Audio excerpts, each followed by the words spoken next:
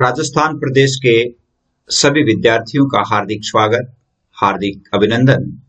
प्रिय विद्यार्थियों, साहित्य क्लासेस में आज हम पढ़ेंगे इंग्लिश कंपलसरी कक्षा 12th और सेकंड बुक पेनोरमा। पेनोरमा यानी हमने रेनबो जो है, रेनबो के कंप्लीट पार्ट जो 2020-21 में आपके लागू किए गए हैं वो सारे पार्ट पढ़ लिए, उनके प्रश्नोत्तर भी कर लिए। अभी चल रही है अपने पेनोरमा और पेनोरमा का आपके संशोधित पाठ्यक्रम के अनुसार 5वां पार्ट चल रहा है जो कि केकी एंड डेरुवाला का लिखा हुआ पाठ है। बहुत ही अच्छा पाठ है। Love across the salt desert, इसका अर्थ होता है कि नमक के रेगिस्तान के पार एक प्रेम कथा, यानी नमक के या नमक रेगिस्तान कह सकते हैं, नमक के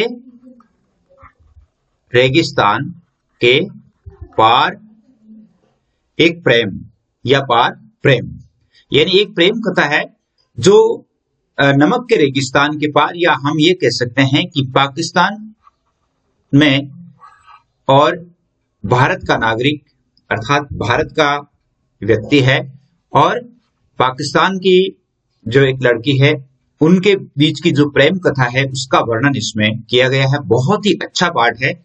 हम इसका हिंदी ट्रांसलेशन यानी आज हम पढ़ेंगे पार्ट फर्स्ट। इसके 2 भाग किए गए, थोड़ा बड़ा पार्ट है इसलिए इसको 2 पार्ट में समझना आवश्यक है। देखिए, आपके लिए होमवर्क जो डाला जाता है वो आप अवश्य करें। Important questions for board exam प्रत्येक पार्ट में बताए जाते हैं, तो इन पाठों में जो प्रश्न आपको बताए जाते हैं वो प्रश्न आप अवश्य ही अपनी कॉपी में उतार लें, उनकी तैयारी करें। इसके पश्चात एडिशनल क्वेश्चंस भी आपको बताए जाते हैं कि पाठ में से कौन कौन से जो एडिशनल क्वेश्चंस है वो भी आपको लिखवाए जाते हैं।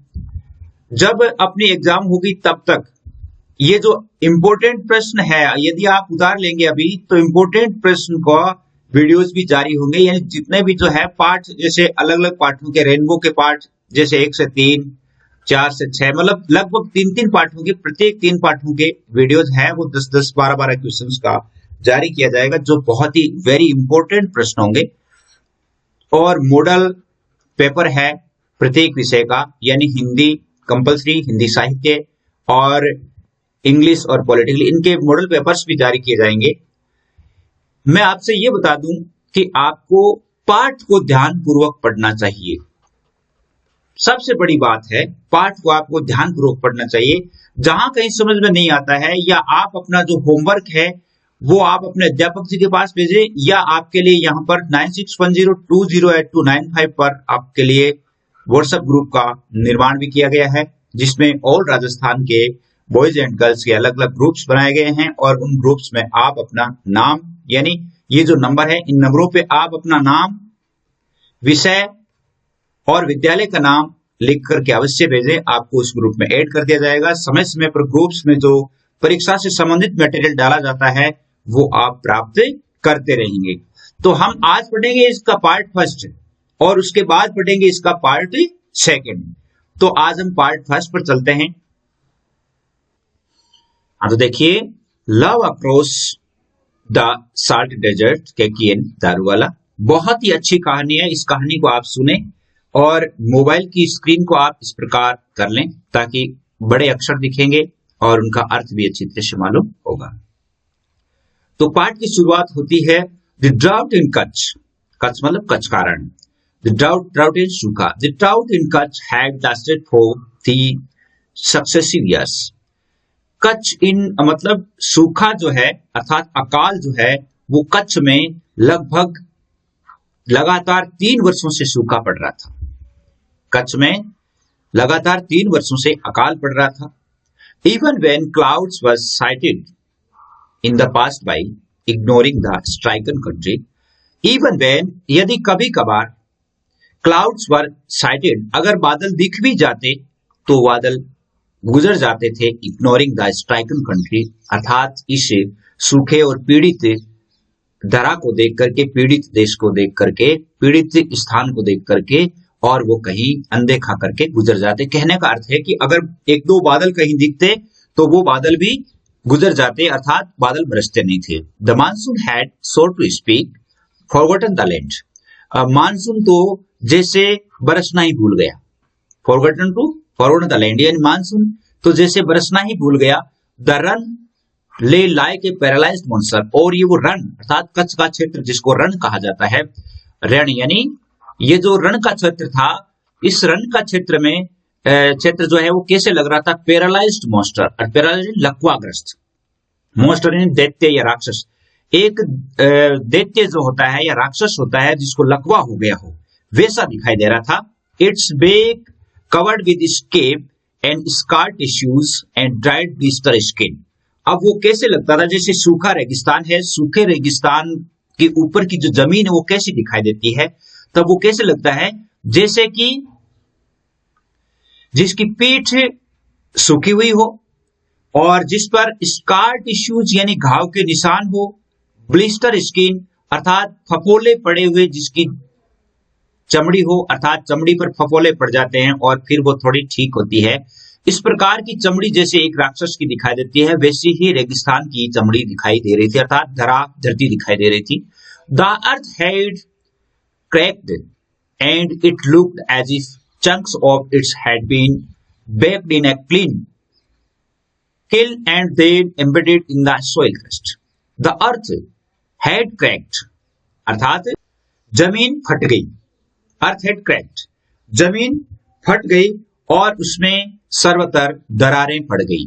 Looked as if chunks of had been baked, दरारें पड़ गई और ऐसी दिखने लगी मानो इसके टुकड़ों को भट्टी में सेका गया हो।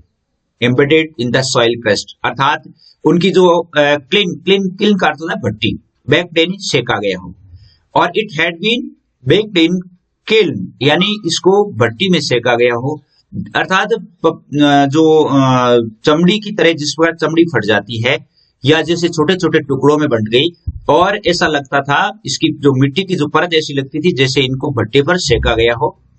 The cattle became thin and emaciated, अर्थात मवेशी जो थे, पशु जो थे, वो दुबले पतले हो गए और कृशकाय हो गए, एमिशिएटेड अर्थात थक गए थे। द ऑक्सन डाइड यानी बेल मर गए, ऑक्सन यानी बेल मर गए। The camel alone survived comfortably, केवल एक केमल जो था, ऊंट जो था, वो आराम से जीवित रहा, सर्वाइव्ड अर्थ होता है जीवित रहा। फीडिंग ऑन द बावल, अर्थात बावल की पत्तियां खाकर के, बावल एक ऐसा पौधा होता है जिसको केवल ऊंट खाता है, बाकी जानवर नहीं खाते हैं, तो बावल की पत्तियां खाने वाला ऊंट केवल आराम से जीवित रहा।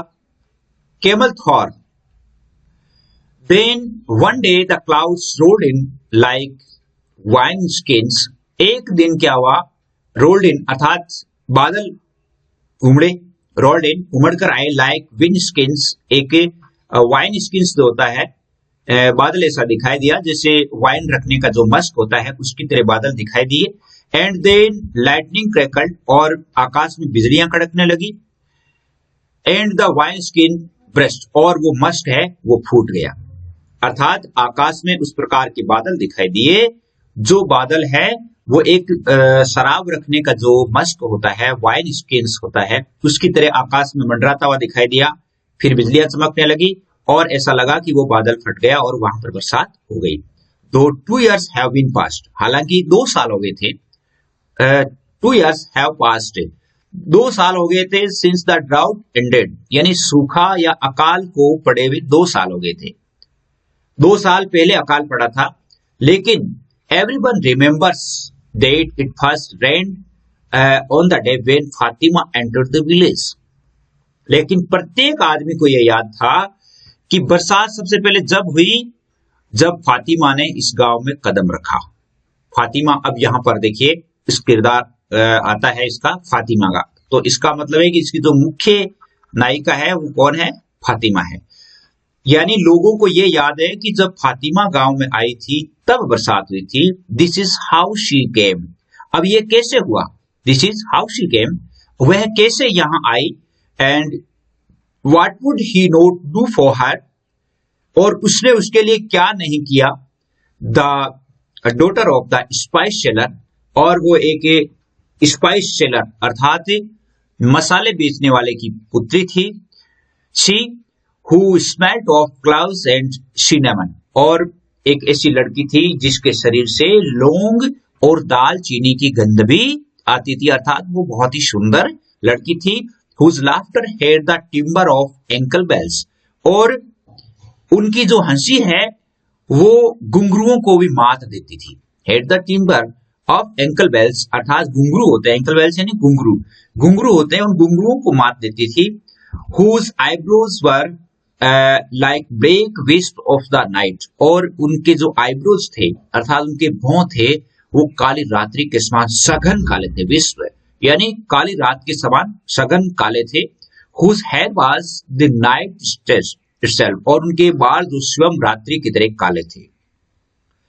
for her he would cross the salt desert, उसके लिए उसने, ही यहाँ पर अभी उसका नाम नहीं आया, किसने पार किया था, उस फातिमा के लिए। फॉर हर, हर का मतलब है यहाँ पर फातिमा, फातिमा के लिए उस डेजर्ट को पार किया। He had stayed the day at Kala Dungar, और वह काला डूंगर में रहा। A black hill capped with basalt, जो कि बेसाल्ट से ढकी हुई उस काले डूंगर में वह कई दिन तक रहा। द हाईएस्ट इन कच्छ, जो कि एक कच्छ में सबसे बड़ा डूंगर है काला डूंगर, उस काला डूंगर पर भी रहा। And he had set his camel, और उसने अपना जो ऊंट था वो शुरू किया, अर्थात ऊंट को रवाना किया, जिसका नाम था अल्लाह रखा। Free to crop the babul trees, ऊंट को बावल की पत्तियां खाने के लिए छोड़ दिया, फ्री यानी छोड़ दिया।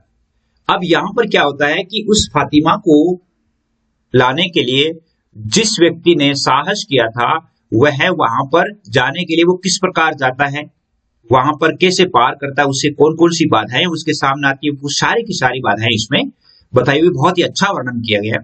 Eight dusk he paid homage to the footprints of Panchmai Pir on the hill top. At dusk संध्या के समय पहाड़ी की चोटी पर, पहाड़ी की चोटी पर पेड होमेज का मतलब पूजा की या श्रद्धा अर्पित की, और to the footprints of Panchmai Pir on hill top, अर्थात पहाड़ी की चोटी पर उसने पंचमई पीर की पूजा की। he left some food there, he left some food there and started beating on his थाली। अब उसने क्या किया, अपनी थाली में कुछ भोजन भी छोड़ा और थाली में भोजन रख करके और उस थाली को पीटना शुरू किया। उसके पास जो थाली थी उस थाली को पीटना शुरू किया। यानी जो आदमी वहां जाता है काला डूंगर में और वहां जो पंचमई पीर की पहाड़ी है, पंचमई पीर जो है वहां के देवता थे, उसकी पूजा की और पूजा करके और फिर उसने एक थाली में भोजन रखा और भोजन रख करके अपनी थाली को पीटने लगा। According to the custom here, जैसा कि यहाँ पर एक रिवाज था, यानी पंचमई पीर के वहां कोई जाता है उस काला डूंगर पर तो वहां इस प्रकार करना होता है। In a few minutes jackals materialised and gobbled up the food. अब थोड़ी ही देर में वहां पर शियार आए, शियार यानी जेकाल से नहीं शियार, शियार आए और मेटरलाइज्ड वहां पर एकत्रित हो गए and gobbled up the food, और उस भोजन को खा गए। गोबल्ड अप यानी जल्दी जल्दी उस भोजन को खा गए। दिस वाज ऑस्पिशियस, यह शुभ संकेत था। ऑस्पिशियस यानी शुभ संकेत था, यानी वहां पर शियारों द्वारा भोजन कर जाना एक शुभ संकेत था। If they had not turned up, he would have considered the ill effects of the omen serious enough to have cancelled the journey. If they had not turned up, अगर वो नहीं आते मान लो, तो उसे ये विचार करना होता कि इसका बुरा असर होगा। अगर मान लो वो थाली बजाई, थाली बजाने पर अगर वहां पर शियार नहीं आते तो एक बुरा संकेत होता, बुरा प्रभाव होता, और यहां तक कि बुरे अपशकुन होते, और to have cancelled the journey, और यहां तक कि उसे अपनी यात्रा को कैंसल भी करना पड़ सकता था, निरस्त भी कर सकता था। अगर मान लो वो शियार आकर के भोजन नहीं करते, शियार आकर के भोजन कर गए, इसका मतलब था कि शुभ संकेत था। A lamp was lighted in the Pir's honour, एक पीर के सम्मान में, वहां जो पंचमई पीर थे, पंचमई पीर के सम्मान में दीपक जलाया जाता है every night on the hill top and the flame could be seen all the way from Khavda, और वहां पर पंचमी पीर के सम्मान में एक दीपक जलाया जाता था उस पहाड़ी पर, और उस पहाड़ी पर जो दीपक की लो है, द फ्लेम, उसकी जो दीपक की लो है वो खावदा गांव से देखी जा सकती थी। अर्थात वो दीपक है वो खावदा से अच्छी तरह से दिखाई देता था। पहाड़ी थी, पहाड़ी की चोटी के नीचे खावदा गांव था, उस खावदा से पूरी तरह से देखा जा सकता था। ओवर 100 years अर्लियर, यानी आज से 100 वर्ष पहले, the Panchmi Pir had trusted these salt waters serving the people, यानी आज से 100 साल पहले वहां पर पंचमी पीर वहां आए थे और वहां आकर के उन्होंने अपना समय उन लोगों के साथ बिताया, साल्ट वाटर सर्विंग, और उनकी सेवा की थी। एकम्पनीड, उनके साथ रहे थे। एज लीजेंड हैड इट, जैसा कि एक इतिहास की बात है, by a jackal, reclusive by habits to use retire to thorn jungles, यानी उनकी स्वभाव के अनुसार वो एकांत में रहने के प्रिय थे। Reclusive by habit he used to retire the thorn the jungles, यानी अपनी आदत के अनुसार या अपने स्वभाव के अनुसार वो पंचमी पीर जो है वो जंगल में ही रहा करते थे। Where apart from his vulpine companions, अर्थात उसके साथ केवल और केवल उनके जंगली जानवर साथ में रहते थे। None else dare to disturb his nocturnals tryst, यानी नॉक्ट्रल्स यानी रात्रिकालीन, और रात्रिकालीन ट्राइस्ट अर्थ होता है मुलाकात। तो यानी वो पंचमी पीर है वो क्या करते थे कि उन लोगों के साथ रहे, दिन में उनकी सेवा करते, उनको उपदेश देते, लेकिन रात्रि को वो जंगल में चले जाते थे और जंगल में जाकर के जंगल में उनके जो जानवर थे उन जानवरों के अलावा वहां पर उनकी एकांत को कोई भंग नहीं करता था। The custom of feeding the jackals had lingered since then, और जंगली जानवरों को अर्थात उन जेकाल्स को ये भोजन खिलाने की परंपरा तब से पड़ी थी। तो आपके प्रश्न आ सकता है कि उन सियारों को भोजन कराने की परंपरा है वो कब से शुरू हुई, यानी जब पंचमी पीर है वो वहां पर आए थे। अब देखिए कि Najab bowed before the flame and set out, यानी नजब ने उस दीपक के सामने नतमस्तक होकर के प्रणाम किया और रवाना हो गए। अब यहां पर नजब का नाम आता है, एक तो फातिमा नाम था, एक तो नाम आया फातिमा, दूसरा है नजब। नजब और फातिमा ये दो किरदार हैं, बहुत अच्छे हैं, इनके ऊपर ही ये कहानी लिखी गई है। तो नजब ने वहां पर जो दीपक या वहां पर जो दीपक जल रहा था उसने उस लोग को नमस्कार किया। He left behind the camel, उसने कैमल को पीछे छोड़ दिया। Thorn shrubs and area once famous for its savannas, और यह एक ऐसा एरिया था, ऐसा क्षेत्र था जो कि सवाना के लिए प्रसिद्ध था। स्टंटेड ग्रास, जो कि एक सूखे घास के रूप में, अर्थात जिस एरिया में वो था वो एक सूखे घास से फैला हुआ एक ऐसा स्थान था। But now sheer brown at desert, लेकिन अब केवल और मात्र भूरा डेजर्ट रेगिस्तान रहा है, यानी किसी समय यहाँ पर ऐसा कहा जाता है ज्योग्राफिकल कि वहां पर सवाना घास हुआ करता था और ये एक बहुत बड़ा प्रदेश था, लेकिन अब वहां पर मात्र भूरा डेजर्ट है। He had left behind all human habitation, उसने सारे के सारे ह्यूमन हैबिटेशन जो थे अर्थात मानव आवास को उसने पीछे छोड़ दिया था। अब वहां पर जहां पर वह नजब था, उस जहां पर वो नजब बैठा था या जहां नजब वो यात्रा कर रहा था वहां पर कोई आदमी नहीं था। वहां सारे के सारे आदमियों का अर्थात गांव पीछे रह गए थे। Kuran being the last village, Kuran एक लास्ट गांव था वहां का। For the next 3 days he would not be seeing any bhungas and those one room and mud houses.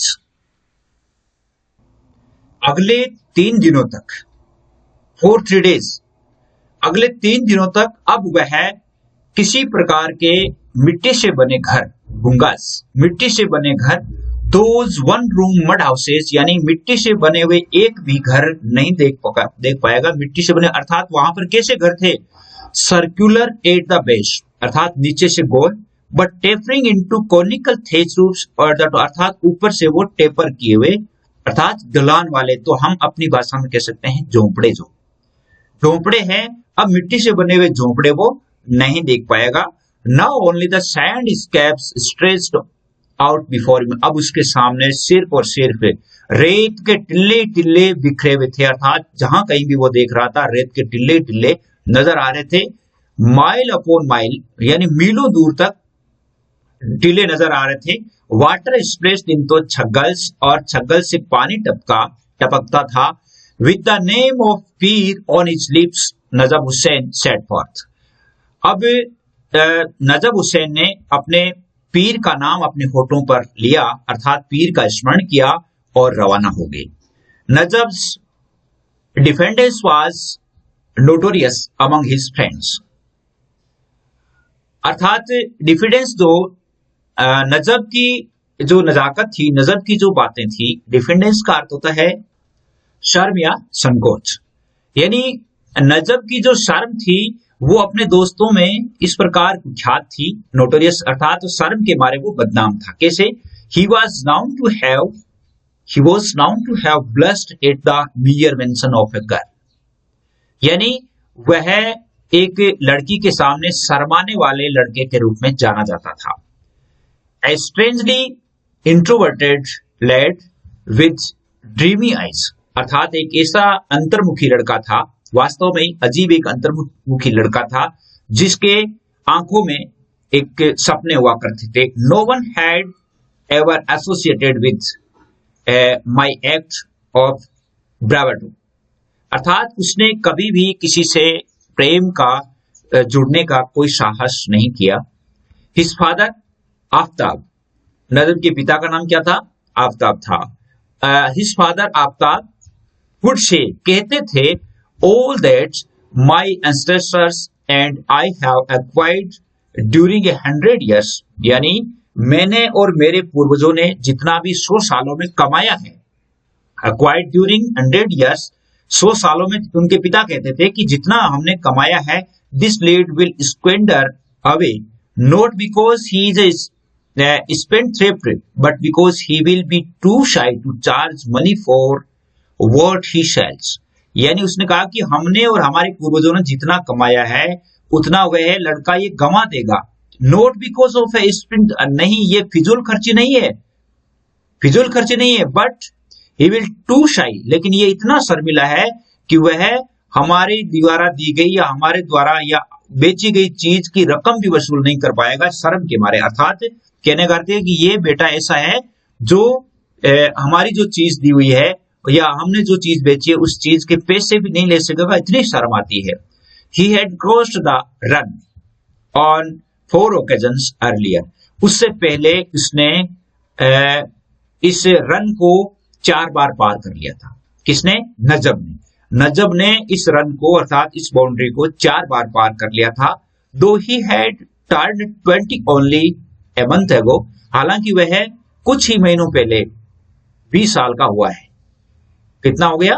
20 साल का हुआ है। But each time he had either accompanied his father or that wily old smuggler जमन, जब कभी भी, लेकिन 4 बार पार तो कर चुका था, लेकिन जब कभी भी वो जाता था तो हर समय या तो उसके पिताजी साथ रहते थे, accompanied his father, उसके पिताजी साथ रहते थे, और that wily old smuggler, और या फिर वो एक बूढ़ा तस्कर जमन जो था वो उनके साथ रहता था। या तो वो जमन के साथ रह करके पार किया या अपने पिता के साथ।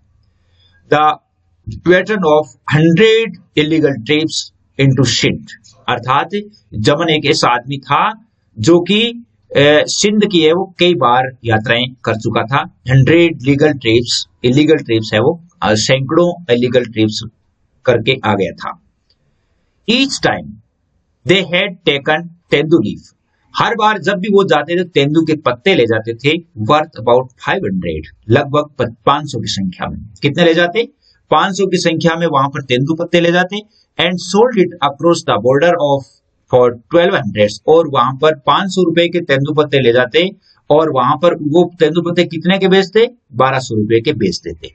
बट बिटवीन दे पे ऑफ का अर्थ रिश्वत देना, लेकिन इसके बीच जो रिश्वत देते तो ऑफिशियल वहां के अधिकारियों को, एंड द इंटरमीडिएटर्स, उनके बीच में जो मध्यस्थ हुआ करते थे, दलालों को और वहां जो अधिकारी होते थे उनको जो रिश्वत देते, who arrange the sale of bidi leaf, यानी वो बीड़ी बनाने की जो पत्तियां हैं वो पत्तियां बेचने में वहां के अधिकारियों को और वहां के दलालों को क्या करते थे, रिश्वत देते थे। To the man who took camel out graze, और उन आदमियों को जो उनके ऊंटों को चराते थे उनको भी रिश्वत देते थे, पैसे देते थे। And to the friend relative who harboured them, और उस रिश्तेदार को भी वो रिश्वत देते थे, पैसे देते थे जो उन्हें वहां पर शरण देता था। कहने का अर्थ है कि वो 500 रुपए के तेंदुपत्ते बेचने जाते, 700 रुपए का वहां मुनाफा होता, लेकिन 700 रुपए में से अधिकारियों की रिश्वत चली जाती, दलालों को दिया जाता, और वहां पर ऊंट चराने वाले जो उनके जहां पर वो ऊंट को छोड़ते थे, और जहां पर ऊंट को छोड़ते थे ऊंट चराने वालों को भी पैसे देते, और जिस घर में वो रुकते थे उन घर वालों को भी पैसे देते थे। There was precious little left, तो इस प्रकार थोड़ा बहुत बचता था, अर्थात 700 रुपए थे, उनमें से कुछ रुपए ही बचते थे, बाकी तो वो वहीं खर्च हो जाते। And it was just enough to buy some used terraline garments, and then it was time to make the long trek back across the desert. लेकिन जितना बचता था तो वहां से टेरिलिन का जो कपड़ा होता था वो खरीदने में बिल्कुल पर्याप्त होता था। यूज टेरिलिन गारमेंट्स, टेरिलिन के कपड़े खरीदने के लिए पर्याप्त होते थे। It was time to make the long trek across the desert, और अब फिर से लंबे उस रेगिस्तान की यात्रा प्रारंभ हो जाती थी। यानी वो क्या करते, तेंदुपत्ते ले जाते, बेचते, वहां पर पैसे जिनको देने थे वो दे देते, वहां से टेरिलिन का कपड़ा लेकर के और वापस वहां से आ जाते। It was during one of these trips that they had stayed with Kalesha the clove seller, और यह एक ऐसा समय था, इस समय में वो वहां कहां रहते थे, कालेशा के घर रहते थे, जो कि लौंग का व्यापारी था। क्लोव सेलर जो था, लौंग बेचने वाला था, उसके घर रहा करते थे। He is a distant relative of your father, his father had told Najab, उसके नजब ने उनके पिताजी, नजब के पिताजी जो आफ्ताब थे उन्होंने बताया था कि कालेशा जो था वो उनके दूर का रिश्तेदार था। तो वहां पर एक तो पात्र हो गई फातिमा, दूसरा नजब हो गया, तीसरे आफ्ताब इनके पिता हो गए, और एक जो स्मगलर है, तस्कर है, जमन, वो हो गया, और ये पांचवा जो पात्र आ गया है जिसका नाम है कालेशा। और कालेशा वहां पाकिस्तान में रहने वाला था, सिंध में रहने वाला था। वो उनके पिता आफ्ताब के दूर के रिश्तेदार थे। नजब ने कहा कि मेरे पिताजी ने बताया। कालेशा वाज टॉल, कालेशा लंबा था, and well faced, and his thick jowled face and purple chins about it as if somewhere along the way it had struck with a discolored patch. यानी कालेशा जो था वो लंबा था, अच्छी चर्बी वाला था, यानी फ्लैश्ड, हिज थिक, और फूले हुए गालों वाला था, जोवल्ड फेस था, फूले हुए गालों वाला था। हेड पर्पल टिंस, अर्थात उस फूले हुए गालों वाला था, और जिसका चेहरा बैंगनी रंग लिए हुए था, पर्पल टिंस, अर्थात उसका चेहरा जो था बैंगनी रंग लिए हुए था। अबाउट इट समवेयर अलोंग, और कुछ ऐसा ही है जैसा कहीं कहीं ये रंगहीन धब्बे के रूप में अटक सा गया हो, यानी ऐसा लगता था कहीं कहीं वो रंगहीन धब्बे के रूप में अटक सा गया, डिस्कलर्ड लगता था, यानी कहीं कहीं वह थोड़ा अलग कलर का भी लगता था। He always wore a tahmad of black, black रंग की तहमद पहनता था, एंड व्हाइट चेक्स, और सफेद चेक्स पहनता था, अर्थात सफेद चार खाने वाली जो तहमद थी वो पहनता था। विद इन ए डे, एक दिन में, नजब डिस्कवर्ड, नजब ने देखा, that the fellow was an absolute rug who drove such a they would have litter the darkness of underworld. यानी नजब को एक दिन में ही पता चल गया था, यानी विद इन ए डे, नजब को एक दिन में ही पता चल गया था कि कालेशा एक पूर्णतः ऐसा धूर्त व्यक्ति था। That the fellow was a absolute रग, अर्थात इतना धूर्त व्यक्ति था जो सौदा करने में इतना जिद्दी था, एंड हु ड्रो सच ए कष्ट बार्गेन अर्थात सौदा करने में कष्ट अर्थात जिद्दी था, इतना सौदा करने में जिद्दी था that for the first time his hearing father, यानी इसकी बातें सुनकर नजब के पिता ने गालियां करना शुरू कर दिया था। गालियां पकना अर्थात इतना वो जिद्दी था, अर्थात सौदा बहुत मतलब टेढ़ा था उसके साथ सौदा करना। हिज फादर स्टार्टेड अर्थात माउथिंग ऑब्स्टेनिटीज, यानी गालियां, ऑब्स्टेनिटीज यानी गालियां, यानी पहले दिन ही उनके पिताजी ने उससे गालियां बकना शुरू कर दिया। अर्थात वो जो एक चीज लेता तो 25 बातें पूछता था। But his daughter Fatima was हूर, लेकिन उनकी जो बेटी जो थी फातिमा वो बहुत सुंदर थी, एक हूर थी, एक परी थी। विथ आईज सो ब्राइट, उसकी आंखें इतनी चमकदार थी that hardly elicit a word out of him, जिसकी चमकीली आंखें bright that would have lit up darkness of underworld, यानी अपराध जगत को भी प्रकाशित कर देती थी। उनकी जो आंखें जो थी वो बहुत ही सुंदर थी और इतना लगता था कि उनसे रोशनी हो जाती। She was taken by this quite present young man so ready with his smiles, यानी यह जो मुश्किल से ही ये जो सुंदरी थी वो उस पर फिदा हो गई थी। फातिमा जो थी शी वाज टेकन बाय, अर्थात लेकिन उसने उस युवक से अर्थात अपनी मुस्कुराहट से मुश्किल से उससे कुछ कहला पाई थी फातिमा, किंतु मुश्किल से ही उससे कुछ बुलवा पाई। So ready with smile but she could hardly elicit word out of him, यानी उससे प्रेम, उसकी मुस्कुराहट से ऐसा लगता था कि उस पर फिदा हो गई थी, लेकिन मुश्किल से वह उससे एक वर्ड ही निकलवा पाई। Fatima had been under pressure to get engage somewhere in the village, Fatima बहुत ही अंडर प्रेशर थी, अर्थात दबाव में थी कि उसकी सगाई थी, एंगेज्ड, उसकी सगाई गांव के एक ऐसे व्यक्ति से कर दी गई थी, noun for his slurred speech, जो कि हकला कर बोलता था, and grotesque stammer, grotesque stammer का अर्थ होता है ग्रोटेस्क यानी भद्दा, स्टेमर यानी हकलाहट, जो कि एक यानी फातिमा की सगाई गांव में ऐसे व्यक्ति से हो रखी थी जो बहुत ही भद्दा था और बहुत ही कम बोलता था। तो अब यहां तक आज हम कहां तक पहुंचे हैं कि जो नजब था, नजब यात्रा करके और नजब यात्रा के लिए निकलता है, कहां के लिए, सिंध में या पाकिस्तान में जाने के लिए। दूसरी बात, वहां पर उनके जो काले शाह थे, काले शाह की बेटी का नाम था फातिमा। फातिमा बहुत सुंदर थी, लेकिन फातिमा की जो शादी या जो सगाई है वो एक इसी प्रकार की हकलाने वाले व्यक्ति के साथ वहां पर कर रखी थी, तो वो वहां पर बहुत ही दुखी थी। और फातिमा जो है वो नजब को देखते ही उस पर फिदा हो भी गई थी, अर्थात नजब से वो बहुत ही प्रेम करने लग गई थी। आज हम यहीं तक पढ़ेंगे, पार्ट सेकंड को शीघ्र ही पढ़ेंगे। तब तक के लिए जय हिंद, जय भारत।